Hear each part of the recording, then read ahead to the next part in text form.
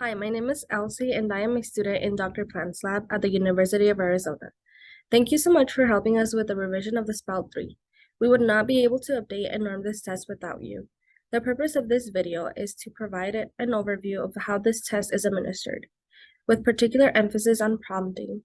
We recommend that you carefully read through the standardization instructions, including the scoring guide, in addition to viewing this video. These are the topics that will be covered in this video. The introduction will provide guidance on who should be included in the normative sample. Then we will discuss test preparation, collecting demographic information, and administration basics. We will spend the most time discussing prompting because this aspect of administration is critical to getting accurate results.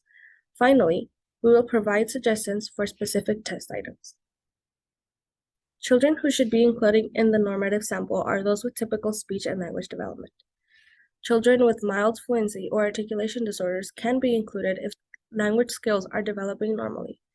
If a child has difficulty with articulation, please include the child only if the articulation errors allow for the production of grammatical markers. Children who should not be included in the normative sample are those with uncorrected vision loss, those who are English language learners, and those who use a non-standard dialect. We will also include children with hearing loss, a language disorder without other handicapping conditions, autism, and intellectual disability. In order to include these children, we must know the diagnosis, so please include it on the test record form. As you prepare to test, please make sure you have a signed consent from the parent along with a completed screening form. Note that there is a different screening form for children in pre-K and kindergarten. Please complete the top portion of the test record form in its entirety, including calculation of the child's age and the child's language status as impaired or not impaired. You will need the following materials: the picture booklet, the test record form, and the prompt sheet. You may also choose to have the scoring guide handy. The scoring guide can be found at the end of the standardization instructions. Now I would like to introduce Claire. Hi, I'm Claire, and I'm going to review administration basics. Items on the SPELT 4 are arranged in blocks. You will always begin with the first item in a block and administer all items in that block before moving on to the next block. For example, if you were testing a 6-year-old child, you would start with block 1, and you would begin testing with item 1. You would then administer all 10 items in the block. At this point, you would proceed to the second block and administer items 11 through 20. Remember, you will never stop testing in the middle of a block. Instead, once all items in a block are completed, you will determine whether to continue testing, and if so, which block will be administered next. Note that the ages corresponding to start points are indicated to the left of each block. Begin testing at the appropriate block for the child's age. For example, if testing a 7-year-old, you would begin with the second block, item 11, and administer all items in that block. If the basal rule is met, continue testing forward with items in the third block. If the basal rule is not met, go back to the first item in the previous block, item 1 in this case, and administer all items in that block. Continue in this manner until the basal rule is met or the first block has been administered. The basal rule is 9 or 10 correct items in a block, or you have administered all blocks prior to the starting block, meaning all items in the first block. In this example, let's assume you are testing a child who is 8 years, 3 months of age. You would begin testing in the third block with item 21. If the child responded correctly to 6 items, the basal rule of 9 or 10 correct is not met, so you would back up to the previous block and administer items 11 through 20. If the child responded correctly to 8 items, meaning that the basal rule is still not met, you then back up another block and administer items 1 through 10. At this point, regardless of the child's score in block 1, you would skip ahead to block 4 and continue testing with item 31 until the ceiling rule is met. The ceiling or stop rule is 3 or fewer items correct in a block, or you have administered the last block. The exception to this rule applies to 4-year-olds who stop at item 40 regardless of the number correct in the fourth block. In the same example we used previously, if the child responded correctly to 3 items in the fourth block, You would discontinue testing. Because the ceiling rule has been met, again, all 4-year-olds stop testing after item 40 is administered. If you are unsure how to score an item and how that item will affect the basal or ceiling, please err on the side of caution and administer an additional block. It is always better to have more data and adjust scoring later. Now I will turn it over to Virginia. Hi, I'm Virginia, and I will be talking about prompting. Understanding when to prompt is critical for reliable administration of the SPELT 4.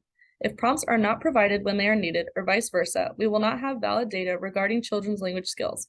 A maximum of 3 prompts, including the initial administration of the item, are allowed. As a general rule, responses in which the child does not attempt the targeted form can and should be prompted. To avoid frustration on the child's part, we have found it helpful to tell children that when we prompt, we are trying to see if they can say something a different way. Now we will go over situations in which prompts are required. The first is when a child's response indicates confusion about the expected response and there is no attempt at the target.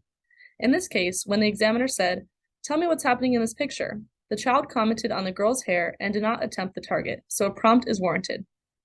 You can acknowledge what the child said by saying, "She does have black hair," and re-prompt the target.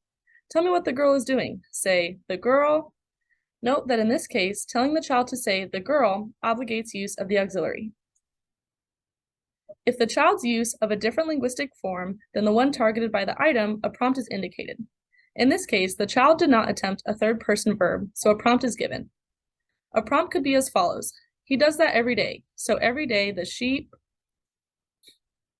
If a child produces a word that does not require use of the targeted form, a prompt should be given. In this case, providing the verb the child should use in its uninflected form.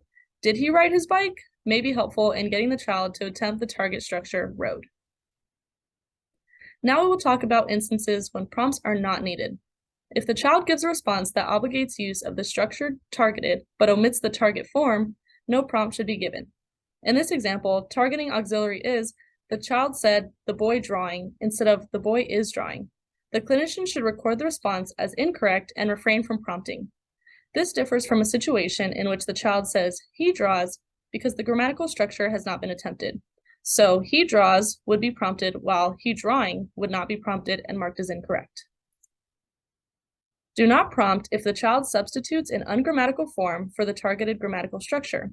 In this example, targeting the reflexive pronoun himself, the child said "his self." This item should be scored incorrect.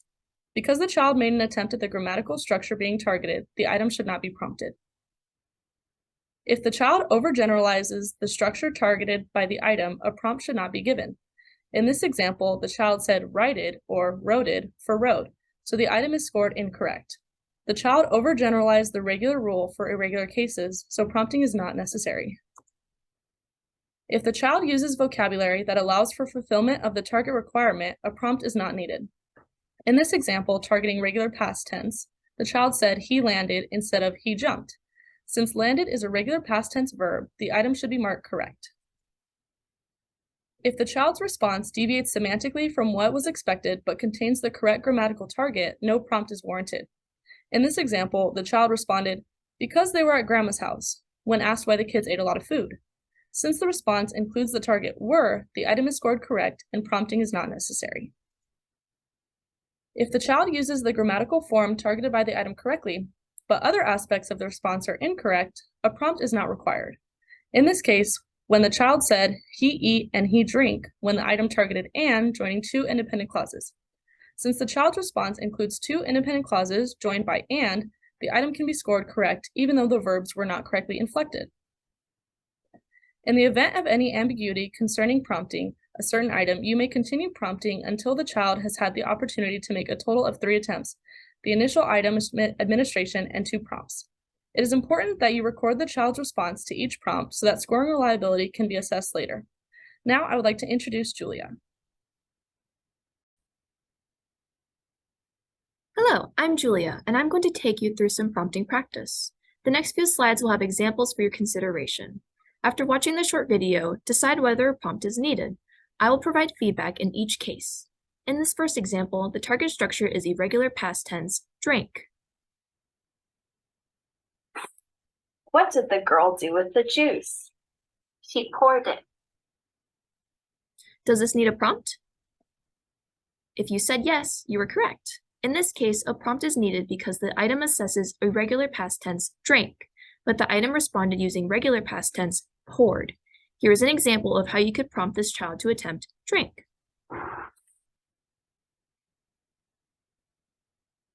Here she is drinking the juice. Here She poured it. did she drink it? Tell me what happened. She drank it. In this example, the target is digger. This man is digging a hole. He is a Construction worker. In this scenario, a prompt is needed. This item requires the child to derive a noun from the word dig, so the response construction worker warrants a prompt. Here's an example of a prompt for this item. Can you use the word dig? He is called A digger. This example targets a third-person verb followed by an infinitive phrase. He needs to climb. the boy's kite is stuck in the tree. What does he need to do? He needs to climb it. If you said no prompt is needed, you are correct. In this case, the child attempted the target but did not use the third-person marker on the verb, so the item is scored incorrect. Testing moves forward to the next item. This item targets and joining two independent clauses. Tell me two things about this picture. They are eating and drinking. Here's one thing, here's another thing. Tell me those two things. He is eating chips and he is drinking juice. A prompt was needed for this item, as the child did not produce two independent clauses joined by and. In this case, you can point to each boy and say, here is one thing, here's another thing. Tell me those two things. This example targets a WH clause, as in, tell me where to put it. The father wants to put this helmet in the boy's room. He doesn't know where to put it. What does he say to the boy? Start with, tell me where I put this. In this scenario, a prompt is not needed. The child attempted the target but did not produce a grammatical form that included a WH clause. For this reason, the item is marked incorrect and the examiner moves on. If the child had said, tell me where this goes, or tell me where I should put it, the item would have been scored correct. The last example targets a negative followed by an infinitive phrase. I don't want to play. Your friends want you to play with them, but you want to watch TV. Do you want to play? Tell them that. No, thank you. If you said that a prompt is needed, you are correct. Because the child's initial response did not include an attempt at the target, you would provide a prompt. We have found that some children are too polite to say, I don't want to play. So remind them that they are pretending and that it's okay not to be polite. They ask, can you come out and play? You want to watch TV. What do you say? I want to watch TV right now. Thank you for asking. Remember, we're pretending, so you don't have to be polite. Do you want to play? Tell them that. I don't want to play.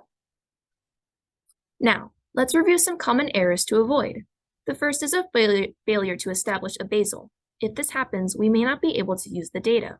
For this reason, if you do not know how to score an item and you are in the process of establishing a basal, please err on the side of caution and back up a block so you're sure you've established a basal, which is 9 or 10 correct responses in a block, or you have administered the first block.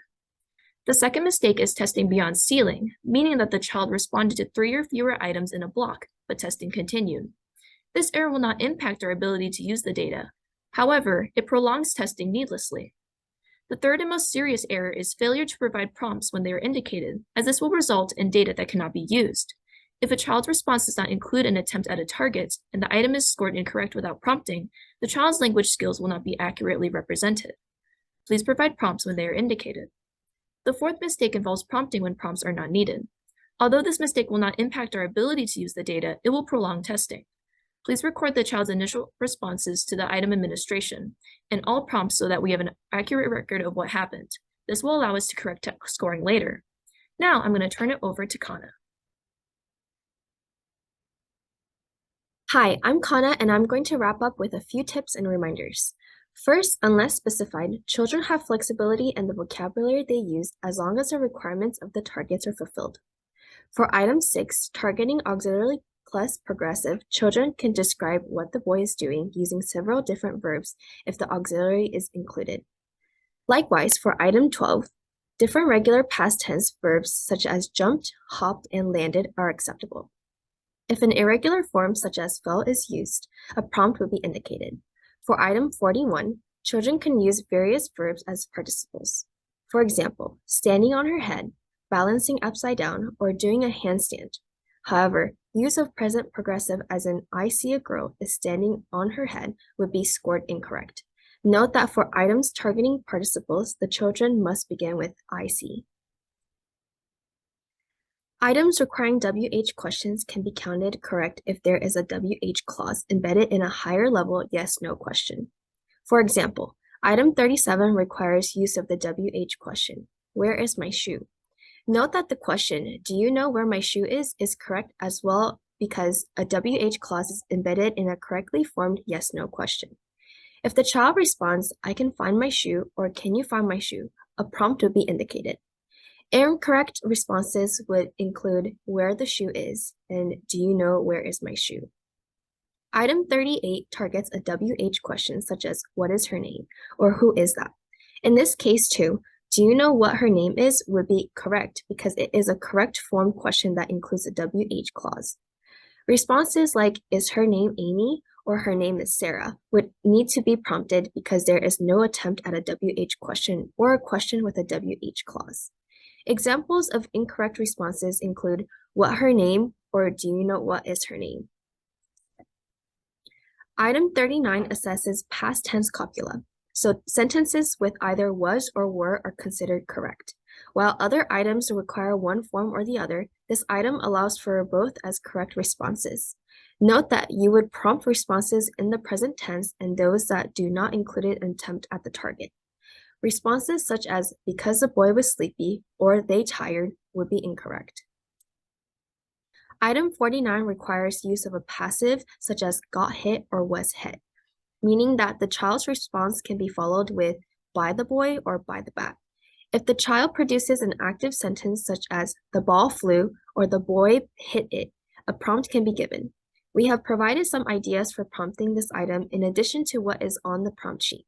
Incorrect responses would include the ball got hitted and the ball get hit by the boy. Item 52 requires the child to produce a sentence with a relative clause beginning with that or who. Responses that would require prompting include this sister and the other sister. Prompts could include asking, which sister is that? Or tell me which sister was late. Say, the sister. Incorrect responses would include the sister with no shoe and the girl was late. Items requiring adverbial clauses should be counted incorrect and not prompted if the child only provides the first clause and uses the target word.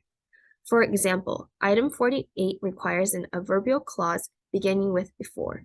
Responses such as before she goes outside, she should put on her coat, or before she goes out, she needs to ask for permission would be counted correct. Responses requiring prompts would include she needs her coat and she needs to get her coat before she goes outside. Responses that would be marked incorrect include before she goes outside and before she puts her coat on. Item 52 requires an adverbial clause beginning with since. Correct responses include since it is bedtime, the girl will turn off the TV, and since her mom said it's time for bed, she will go to bed. Responses requiring prompts include the mom said go to bed, and she will go to bed. Responses that are scored incorrect and not prompted include since it's time for bed and since the mom said go to bed. Item 54 requires use of an adverbial clause beginning with when. Note that in this case, the adverbial clause can be at the beginning of the sentence or at the end of the sentence. Therefore, responses such as when the dog sits, the boy will give him food, and the boy will put the food down when the dog sits nicely are scored correct. Examples of responses requiring prompts include the boy will feed the dog and the dog is hungry. As with item 48 and 51, responses that are not prompted and scored incorrect include when the dog is sitting and when the boy feeds the dog. We hope this video helps answer some common questions about administering the SPELT 4. Thank you again for your support in revising this test. And a special shout out to all the students who are in this video.